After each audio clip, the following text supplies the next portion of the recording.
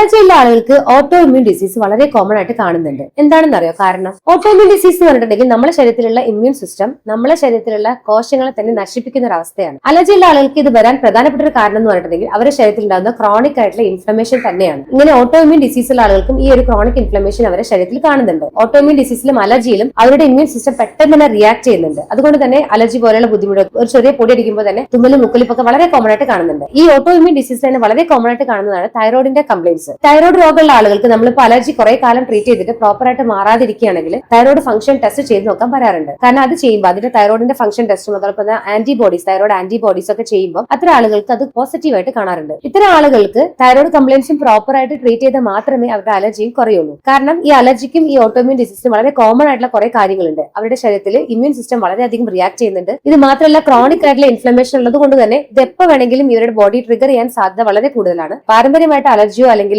Autoimmune ഡിസീസോ ഉള്ള ആളുകൾക്കാണെങ്കിൽ ഇത് വളരെയധികം പോസിറ്റീവ് ആകാനുള്ള സാധ്യതയും കൂടുതലാണ്. തൊലിപ്പുറത്ത് അലർജി ഉള്ള ആളുകൾക്കൊക്കെ തീർച്ചയായിട്ടും നിങ്ങൾ തൈറോയിഡ് ഫംഗ്ഷൻ ടെസ്റ്റ് ചെയ്ത് നോക്കണം. റീസെന്റ് ആയിട്ട് ഒരുപാട് ആളുകൾക്ക് അത് പോസിറ്റീവ് ആയിട്ട് കാണുന്നുണ്ട്. അലർജിക്ക് ട്രീറ്റ്മെന്റ് എടുത്ത് മടുത്തിരിക്കുകയാണെങ്കിൽ നിങ്ങൾ തൈറോയിഡ് ഫംഗ്ഷൻ ടെസ്റ്റ് നിർബന്ധമായിട്ട് ചെയ്ത് നോക്കിക്കോളൂ. ഈ ഒരു ഇൻഫർമേഷൻ അലർജിയുള്ള നിങ്ങളുടെ ഫ്രണ്ടിന് ഇന്ന് തന്നെ ഷെയർ ചെയ്തോളൂ.